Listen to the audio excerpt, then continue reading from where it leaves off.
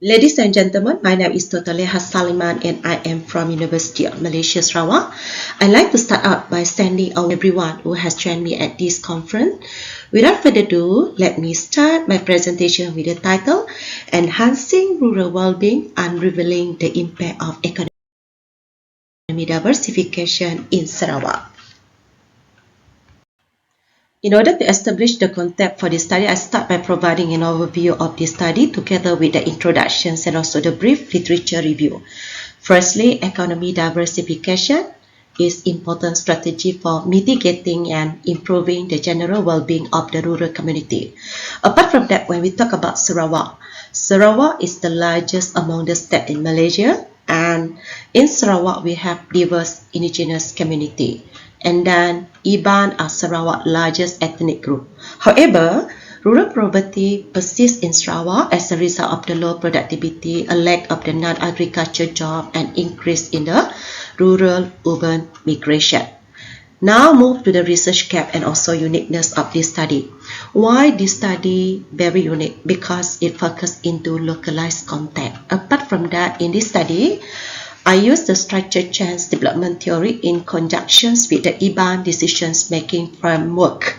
And the main purpose or objective for this study is to examine the various economy diversification strategy and their impact on the Iban rural community in Sri Aman, Sarawak.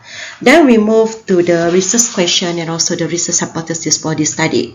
For the research question, what is the economy diversification in the context of the Iban rural community in Sri Aman, Sarawak, and how does it impact the Iban rural community well-being? Then for the research hypothesis, the Iban community has strengthened community resilience by diversifying their livelihood strategy to include farm and non-farm. Move on to the research methodology for this study. This study is carried out among the Iban in Pantu Sub-District. The location of Pantu Sub-District is shown in the figure there.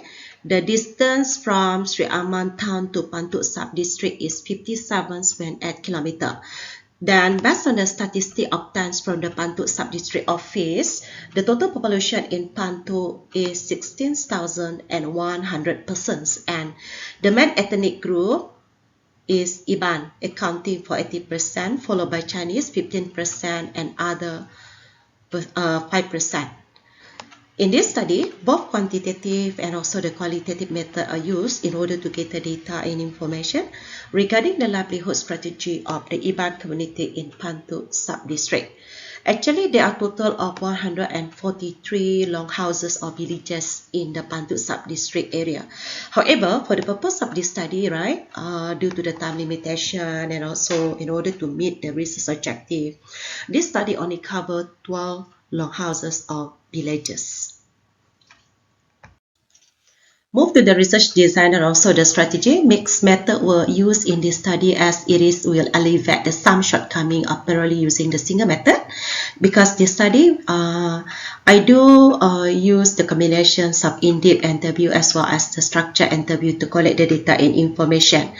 In this study also, the key informant of the Iban community was identified, which include the chief community, head of the longhouses, and also the head of the household.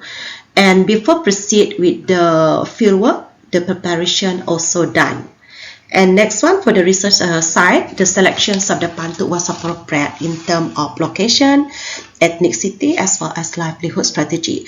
Apart from that, it was found that there is high concentrations of the longhouses and Iban community in Pantu. Pantu also one of the earliest Iban settlement in Sarawak. And next one, procedure of the data collection, permission to conduct the study, identification of data collection method, designing the data collection method, and implementation of the method of data collection. Then we move on to the main essence of this study, the findings and also discussion part.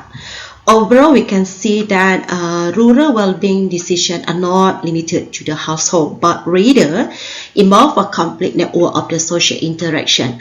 And here you also can find that community chief, longhouse heads, and also the household heads, they play the vital responsibility in determining the livelihood diversification option and improving the Iban community well-being. Continue with the Iban community decisions making and social structure. As you can see from this pyramid, from the lowest to the highest hierarchy. In the lowest hierarchy, we can see the role of the head of household, or tuai bilek. Tuai bilek do play a vital role in leading the family. Then move up. JKK committee is responsible for planning and implementing the development project in the village. And then move on, the head of longhouse or the head of village are responsible for assisting the penghulu. For example, the head of the longhouse, right, that is involved in the administration area in the matter of the cultural matter, infrastructure development, religious, as well as conduct the dialogue with the longhouse community. In the top of the hierarchy, we can find the community chief, which is called penghulu, serve as a bridge between government and community. Continue with the household livelihood strategy. This study do apply the structure change development theory combined with the Iban hierarchy and decision-making structure as a basis to explore the rural well-being and also its impact on the economy diversification. So in Pantu, the livelihood strategy of the community can be classified as farm and non-farm, and then further categorized as traditional and also modern. Based on the finding of the study, it was found that 70% of the rural community in Pantu do involve in the farm or agriculture livelihood strategy. As you can see from the two figures here, the percentage of the type of crop planted by the household, the highest one is referred to the paddy or rice, which is contribute to 26.12% of the household involvement, followed by fruits and miscellaneous crop. These three groups of crops provided income and food for the self-consumptions for the villager in Pantu Sub-District. And then by selling the excess farm productions, this household generate income that expand their access to other food varieties. In addition, there are three major cash crops. Okay, there are three major cash crops cultivated in the area, which include oil palm, 11.57% at the highest percentage, followed by rubber, 11.75%, and pepper, 11.57%. In this case, cash crop contribute directly to the household income. Overall, it was found that farm livelihood strategy are important part of the rural livelihood in Pantu Sub-District to improve the food security. As part from the agriculture diversification, rural community in Pantu also actively involved in livestock production. The sale of livestock provided another source of income for rural household in Pantu. You can refer to the figure there, the percentage of type of livestock held by the household. Because here also livestock do serve as a subsistence source for most households, as it was main source of the animal protein that contribute to the household nutrition thus. And then the main livestock is referred to the poultry, 49%, mainly the domestic chicken, followed by pigs 44% and fish 2%, and other livestock 5%, which include duck and goat. There are also livestock rearing projects in Pantu, such as the livestock commercial unit for pigs and also chicken involved the villager in Pantu Sub-District. From this finding, also diversify their agriculture by engaged in different farming activity. Continue with the non-farm income and also remittance. Rural transformation has moved the labor force from farm to the non-farm activity as they are employment opportunity in the Pantu Sub-District.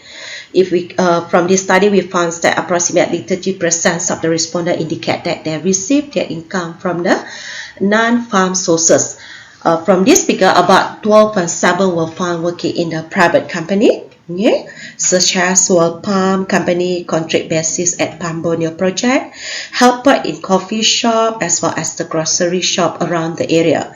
Meanwhile, 6.4 of the had do work in the government sectors.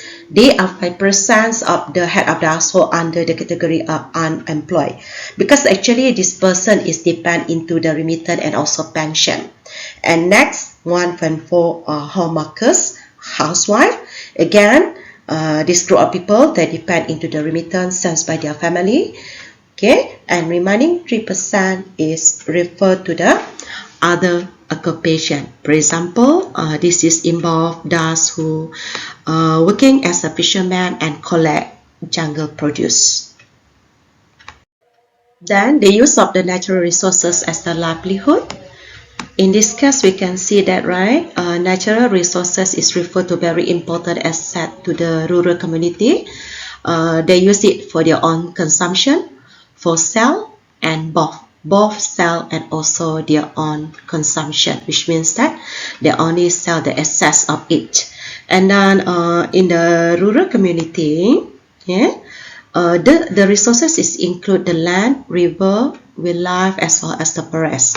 The result from the Spearman correlation test indicate that fishery and also wildlife hunting has no significant impact on the household monthly income. However, if we see the forest collection, there has a significant impact on the household monthly income as more residents sell vegetables in the market. And then in terms of the land, the very size of land has a significant impact on the monthly income of most of the Iban household in Pantu, because with the land, they can use it for the agriculture purposes. Okay. Ladies and gentlemen, this session discussed the impact of livelihood diversification. Economic diversifications do provide a far-reaching impact on the various aspects. So the first one, what we can find from this study is reduce the dependency into one activity. The community here, they not only depend into the agriculture, but they also diversify into non-agriculture activity. And the next one is formal informal entrepreneurship. Because we can find that the people in this rural community do involve in the entrepreneurship, either that is via the formal or informal. The most important thing we can find here is the development of the infrastructure in the Pantu Sub-District, where the community in this rural area they able to benefit from the infrastructure development. For example, the better road condition, energy supply, and communication network. This benefit them in facilitating better connectivity and access to the service. Apart from that is the Iban cultural survival. This is related to the cultural preservation. It can promote the cultural tourism or handicraft, Iban handicraft as an important part of the Iban identity. And last one, resilient to shock, because there is the diversification. When there is the diversification, economy is less vulnerable to external shock, such as the uncertainty of the agriculture produce, right? So a diversified economy is more likely to be sustainable over the long term, and it also will ensure that Sarawak economic growth is not only focused into one single sector. For conclusions and future research, several economic policy could be introduced, including investment in farmland infrastructure, fishery training, and funding to expand the commercial farming. Then for the non-agriculture industry, there is a great potential to develop the rural tourism as well as small and medium enterprise. It was found that the community in Pantu is still depend on remittance. It showed the importance of migration. As such, there should be an appropriate policy in order to control the art migration in this area. Then for the future research, the future study should conduct more study on the livelihood, diversification, and also the natural resources management for other ethnic group in Sarawak. For example, Kedayan, Murut, Bisaya, and Berawan that living in the interior of Sarawak. Just for your info, this is the references for this slide. Come to the end of my presentation.